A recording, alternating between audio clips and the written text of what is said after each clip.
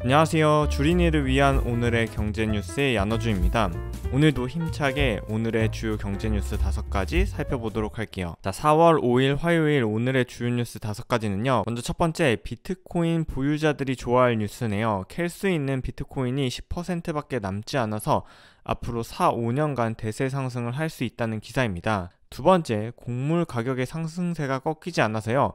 에그플레이션 공포가 대두되고 있다고 합니다. 세 번째, 1년 사이에 전기차 배터리에 들어가는 원재료 값이 5배나 폭등했다고 하는데요.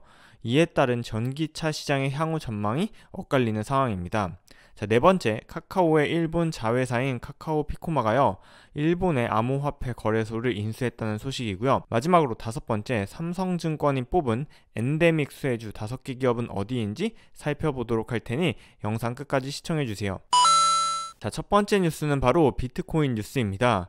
비트코인은요, 올해 저점인 4천만원 대비해서 약 38% 상승한 5,600만원 수준에 현재 거래되고 있는데요. 이러한 비트코인은 4년마다 생산 가능한 수량이 절반으로 줄어드는 반감기라는 게 존재합니다. 2016년과 2020년에 반감기가 있었는데요. 이러한 반감기 뒤에는 늘 비트코인의 큰 폭의 상승이 있어 왔다는 게 일부 전문가들의 주장입니다. 다음 반감기는 2024년 2월에서 6월로 예상되고 있는데요. 이에 따라서 비트코인을 채굴한 뒤 장기적으로 보유하는 채굴업자들은 앞으로 비트코인이 4-5년 뒤에는 더 크게 오를 거라고 주장하고 있습니다. 비트코인의 가격을 단순히 반감기만으로 예측하기 어렵다는 주장도 있는데요. 자, 오른쪽 그래프는요, 1비트코인당 US 달러의 월봉 차트인데요. 비트코인의 달러당 가격은 약 46,000불에 거래되고 있는데요. 비트코인의 가격이 2020년 이후에 많이 올랐지만 거래량은 2018년에 오히려 더 컸다는 것이 주목할 만합니다. 과연 비트코인이 정말 4-5년 뒤에 대세 상승할 수 있을지, 비트코인 기술이 인터넷, 모바일에 이은 그 다음 세대의 주인공이 될지 지속적으로 관찰이 필요해 보입니다. 자, 두 번째 뉴스입니다.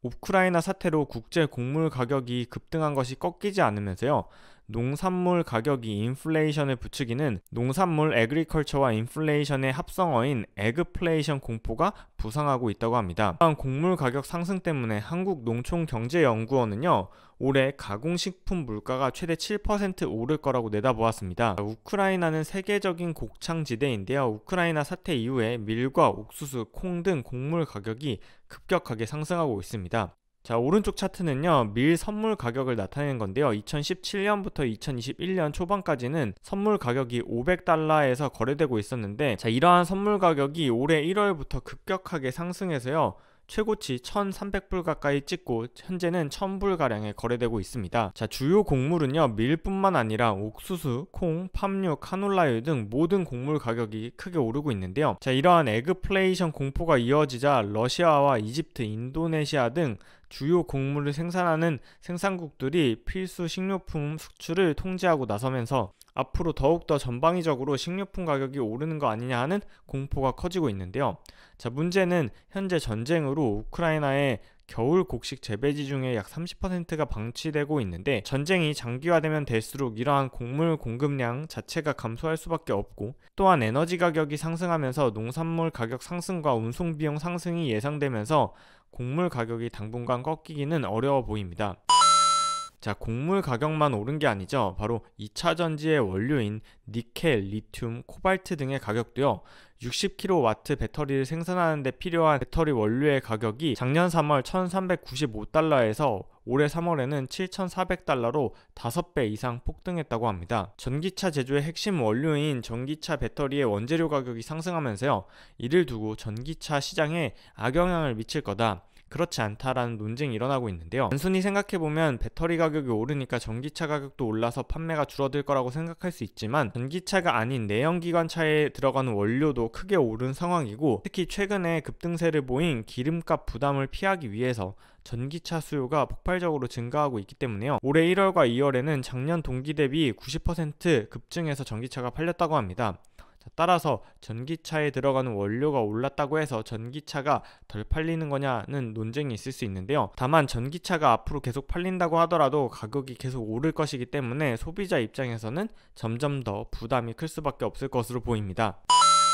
자, 네 번째 뉴스는 바로 카카오의 일본 자회사인 카카오 피코마가요, 일본의 사쿠라 익스체인지 비트코인을 인수했다고 합니다. 자, 카카오 피코마는요, 일본 웹툰 시장의 1위 기업인데요. 이러한 카카오 피코마, 카카오 글로벌 사업의 핵심 자회사로 작년 김범수 카카오 창업자가 카카오 이사회 의장과 사내 의사를 사퇴한 뒤 자회사 중에 유일하게 사내 이사를 맡고 있어서 주목받는 기업이기도 합니다. 이러한 카카오 피코마는요, 최근 급격히 성장하는 글로벌 웹툰 시장을 중심으로 IP의 영상 산업으로 사세를 확장할 계획인데요. 일본의 상장도 앞두고 있다고 하네요. 이러한 카카오 피코마가 암호화폐 거래소를 인수하면서요, 암호화폐뿐만 아니라 블록체인 기술을 사용해서 웹 3.0까지 사업을 확대할 것이라고 밝혔습니다. 자, 카카오의 주가는 올해 6월 최고가 17만 3천 원을 기록하면서 네이버를 제치고 시가총액 3위에 오르기도 했었는데요.